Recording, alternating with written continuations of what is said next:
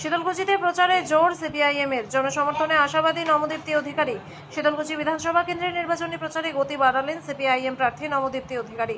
শুক্রবার গোসারহাটের একাধিক এলাকায় জনসংযোগ কর্মসূচিতে অংশ নিয়ে তিনি সরাসরি মানুষের সঙ্গে কথা বলেন এবং তাদের সমস্যা ও দাবি দেওয়া মনোযোগ দিয়ে শোনেন।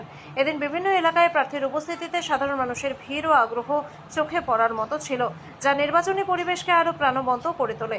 জনসংযোগ শেষে নবদীপ্তি অধিকারী বলেন, মানুষের স্বতঃস্ফূর্ত সাড়া তাকে আশাবাদী করেছে। তার কথায় মানুষ যেভাবে এগিয়ে এসে সমর্থন জানাচ্ছেন তাতে স্পষ্ট শীতলকুচিতে পরিবর্তনের পক্ষে জনমত তৈরি হচ্ছে।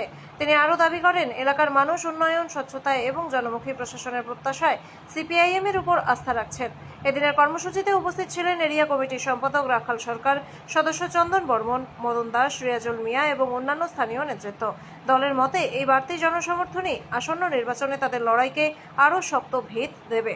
যেখানেই যাচ্ছি সেখানেই মানুষ এগিয়ে আসছে, বলছে যে আগামী দিনে এই সরকারটাকে, এই নির্বাচনে আমরা ভোট দিয়ে এই আবার ওই বামফ্রন্ট সরকারকেই নির্বাচিত করতে চাই।